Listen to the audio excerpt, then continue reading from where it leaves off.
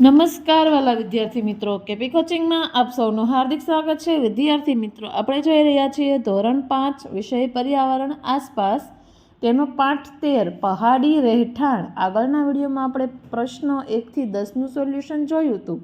આજે આપણે જોઈશું પ્રશ્ન 11। નીચેના પ્રશ્નોના 2-3 વાક્યોમાં જવાબ લખો। પહેલું, તમે કેટલા પ્રકારના જુદા જુદા ઘર જોયા છે? તો જવાબ આવશે મેં આમ તો ઘણા પ્રકારના ઘર જોયા છે। વાંસમાંથી બનેલા મકાન, માટીનું લીપણ કરાયેલું નાનું ઘર, ઘાસના નાના લાકડામાંથી બનાવેલું ઝૂંપડું, ઈંટ સિમેન્ટથી બનેલું પાકું મકાન, ફ્લેટ, બંગલો, ટેનામેન્ટ, હાઉસબોટ જે લાકડામાંથી બને છે તે પાણીમાં તરે છે, મોટા પથ્થરોથી બનેલી મહેલો પણ મેં જોયા છે। બીજું, તાશીનું ઘર કઈ વસ્તુઓથી અને કેવી રીતે બનેલું હતું? જવાબ, તાશીનું ઘર 2 માળનું હતું। પથ્થરોને એકની ઉપર એક મૂકીને તેનું ઘર બનાવવામાં આવેલું। ગારો અને ચૂનાના જાડા પથ્થરથી દિવાલોને લીંપી હતી। અંદરથી ઘર તબેલા જેવું લાગતું હતું। ઉપરના માળે જવા માટે લાકડાના દાદર મૂકવામાં આવ્યા હતા। 3, તમારા ઘરનું છાપરું કેવું છે? છાપરું કયા કામો માટે ઉપયોગમાં લેવાય છે? જવાબ, અમારા ઘરનું છાપરું સિમેન્ટથી બનેલું છે। સિમેન્ટ, કપચી, રેતી અને કોન્ક્રીટનો ઉપયોગ થયો છે। તેનો ઉપયોગ કપડાં સૂકવવા, અનાજ, પાપડ, વેફર વગેરે સૂકવવા, અથાણા ભરવાની બરણીઓ સૂકવવા તથા ઉનાળામાં રાત્રે સૂવા માટે કરીએ છીએ। 4, ચાંગપા લોકો રેબો તંબુ શેનાથી અને કેવી રીતે બનાવે છે? તે કેવો હોય છે? જવાબ, ચાંગપા લોકોને રેબો તંબુ શંકુ આકારનો હોય છે। તે બનાવવા માટે યાકના વાળની સાથે વણીને પટ્ટી તૈયાર કરીને મજબૂતાઈથી 9 લાકડીઓ સાથે બાંધવામાં આવે છે। જમીનમાં 2 ફૂટ ઊંડો ખાડો ખોદીને તે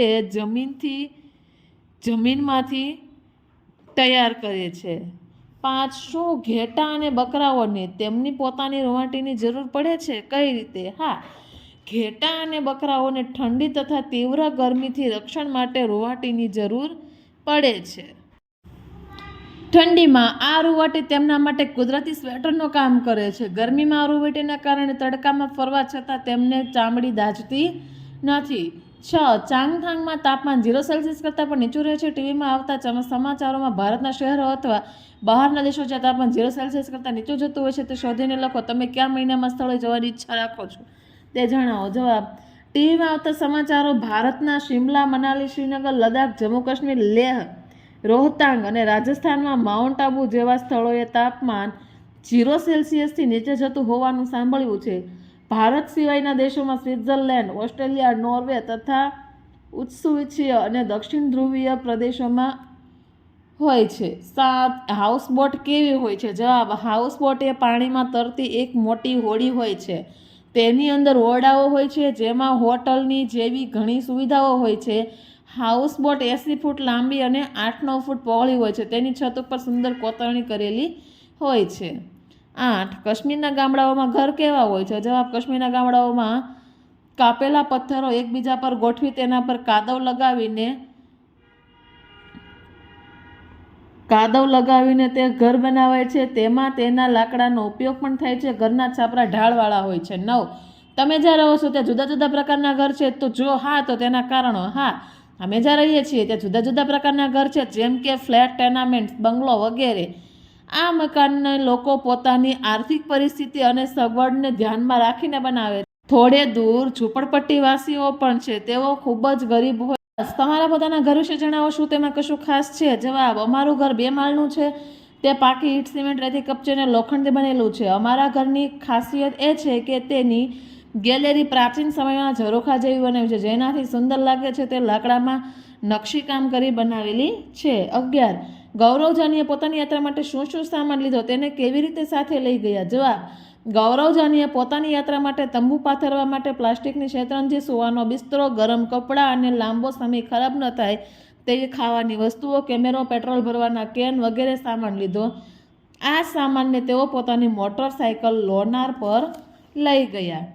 12, જમ્મુ કાશ્મીરના રહેઠાણો તમારા ઘર કરતાં કેવી રીતે અલગ છે? જવાબ, જમ્મુ કાશ્મીરના ત્યાંના વાતાવરણ અને જરૂરિયાતને અનુરૂપ હાઉસબોટ, ડોંગા, રેબો વગેરે છે જે લાકડામાંથી, માટીમાંથી કે કાપડમાંથી બનેલા છે। અમારા ઘર અમારા વિસ્તારમાં વાતાવરણને અનુરૂપ પાકી ઈંટ, સિમેન્ટ, રેતી, કપચી અને લોખંડ માંથી બનેલા છે. અમારા ઘર પાણીમાં તરી ન શકે તે જમીનમાં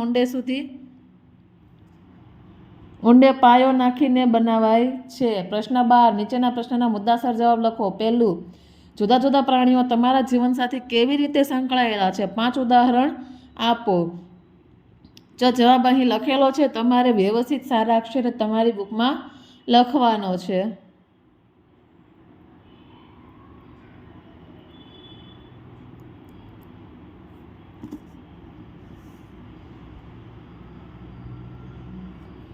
બે, જમ્મુ કાશ્મીરના રહેઠાણો જુદા જુદા પ્રકારના છે જે ત્યાં રહેતા લોકોની જરૂરિયાત મુજબ અને ત્યાંની આબોહવાને અનુરૂપ બનાવેલા છે તે વિગતે સમજાવો. જો અહીં જવાબ આપેલો છે, તમારે સારા અક્ષરે નાના અક્ષર અને સારા અક્ષરે લખવો પડશે, જેથી કરીને આપેલી લીટીમાં તમે તમારો જવાબ લખી શકો.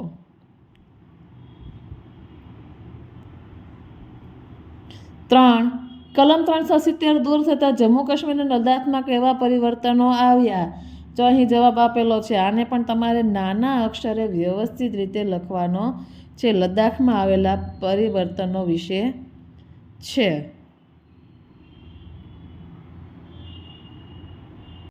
પ્રશ્ન 13 નીચે આપેલા વિધાનો માટે યોગ્ય કારણ લખો. પહેલું, શિયાળામાં તાશી અને તેના પરિવારજનો નીચેના માળે રહે છે, કારણ કે તાશીના ઘરના નીચેના માળે એક પણ બારી ન હોવાથી શિયાળામાં ખૂબ જ ઠંડી હોવા છતાં ત્યાં ગરમી અનુભવી શકાતી હતી.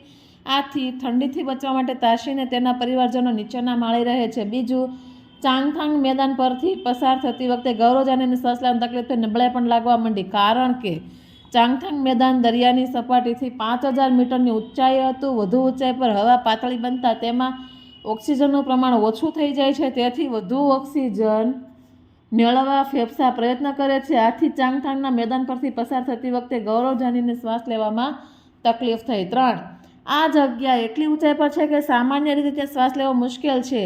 ગૌરવજાનીએ આ કહ્યું કારણ કે વધારે ઊંચાઈ પર હવા પાતળી બને છે, તેથી તેના ઓક્સિજનનું પ્રમાણ પણ ઓછું થઈ જાય છે. ફેફસા વધુ ઓક્સિજન મેળવવા પ્રયત્ન કરે છે, પણ તે ન મળતા ઊંચાઈ પર શ્વાસ લેવામાં તકલીફ પડે છે. આથી ગૌરવજાનીએ કહ્યું છે કે સામાન્ય રીતે ત્યાં શ્વાસ લેવો મુશ્કેલ છે. 4, ચાંગપા લોકો મુશ્કેલી સહન કરીને પણ ઊંચાઈવાળા પ્રદેશમાં રહેવાનું પસંદ કરે છે. જવાબ, ચાંગપા લોકો પાસે ખાસ પ્રકારની બકરીઓ હોય છે. આ બકરીઓ પશ્મિના ઊન આપે છે, જેમાંથી પશ્મિના શાલ અને સ્વેટર બને છે, જેને ખૂબ ઊંચી કિંમત પર મળે છે. આ બકરીઓની એક ખાસિયત હતી કે તેમને જેટલી ઊંચી અને ઠંડી જગ્યાએ ચરાવ લઈ જાય એટલું જ તે સુવાળું અને સારું ઊન આપે છે. 5, બાકરવાલ લોકો ઉનાળામાં ઘેટાને ચરાવ ઊંચાઈવાળી જગ્યાએ લઈ જાય છે, ત્યારે તે ત્યાં બનાવેલા ઘરમાં રહે છે, કારણ કે જો અહીં જવાબ આપેલો છે, સારા અક્ષરે વ્યવસ્થિત તમે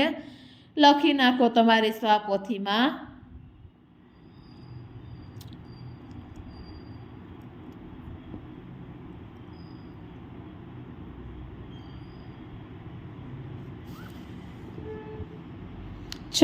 ખૂબ જ ઊંચી પહાડી પર રહેતા લોકોમાં નૃત્ય સ્લો મોશનમાં હોય છે, કારણ કે જવાબ, ખૂબ ઊંચી પહાડી પર હવા ખૂબ પાતળી હોય છે. આથી ઓક્સિજન પૂરતા પ્રમાણમાં મળતો ન હોવાથી ઝડપી કે ખૂબ જ ગતિપૂર્વક નૃત્ય કરવાથી શરીરમાં ઓક્સિજનની કમી વધુ થતાં શ્વાસ લેવામાં તકલીફ થાય છે અને નબળાઈ આવે છે.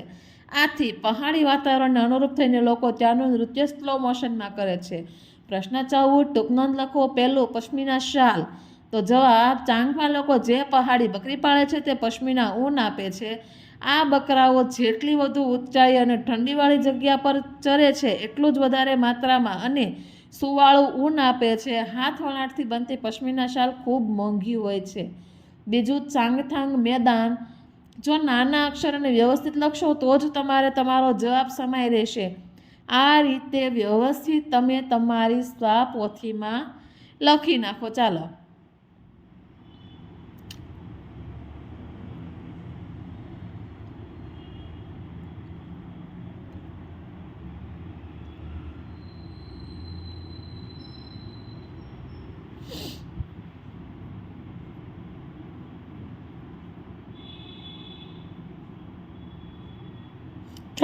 પશ્મિના બકરી. તો કે લદ્દાખ સમુદ્રી સપાટીથી આશરે 5000 મીટરની ઊંચાઈ પર આવેલા ચાંગથાંગ મેદાનમાં રહેતી ચાંગપાંગ જાતિના લોકો ખાસ પ્રકારની બકરી પાળે છે. આ બકરાઓ ઠંડી અને ઊંચી જગ્યા પર ચારો ચરે છે ત્યારે સુવાળું અને વધુ પ્રમાણમાં ઊન આપે છે. તે ઊન પશ્મિના તરીકે ઓળખાય છે. તેમાંથી પશ્મિના શાલ બને છે જે ખૂબ જ પ્રસિદ્ધ છે. તે પરથી બકરા પણ પશ્મિના તરીકે ઓળખાય છે. પશ્મિના ઊન બકરાઓને પણ ઠંડીમાં ઉષ્ણતા આપે છે. ઉનાળામાં તેમના વાળ થોડા કાપી નાખવામાં આવે છે જેથી તેમને ગરમી ન લાગે. 4 ચાંગપા જાતિ. તો કે ચાંગપા જાતિ પર્વતોમાં રહેવાનું પસંદ કરે છે. આ જાતિ માં લગભગ 5000 લોકો છે. તેઓ હંમેશા તેમના ઘેટા બકરા સાથે ફરતા રહે છે. તેમના દ્વારા જ આ જાતિના લોકો દૂધ, માંસ, સ્વેટર, કોટ, તંબુ, ચામડા વગેરે માટે ઊન મેળવે છે. ચાંગપા લોકો પશ્મિના ઊન મેળવવા પશ્મિના બકરી પાળે છે. તેના માટે ઘણી મુશ્કેલી સહન કરીને પણ તેઓ ઊંચાઈવાળા પ્રદેશમાં રહેવાનું પસંદ કરે છે. ચાંગપા જાતિના લોકો માટે પ્રાણીઓ તેમના જીવનનો મહત્વપૂર્ણ ભાગ છે. થેન્ક યુ વિદ્યાર્થી મિત્રો.